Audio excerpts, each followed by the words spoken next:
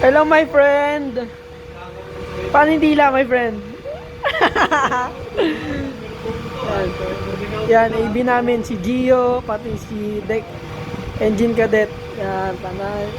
Siya ang idol ko. Siya ang idol. Yan, birthday ng kapitan namin ngayon, guys. Kaya salo-salo kami. Pang dalawa. Sarap. Ito guys, ang pinaka-poging segundo namin. Magluluto na pinakamasarap na pansit. Sir, grabe naman ha. Solid magpansit yan guys, promise tangin na. Makapadalawang kuha ka talaga. Hey!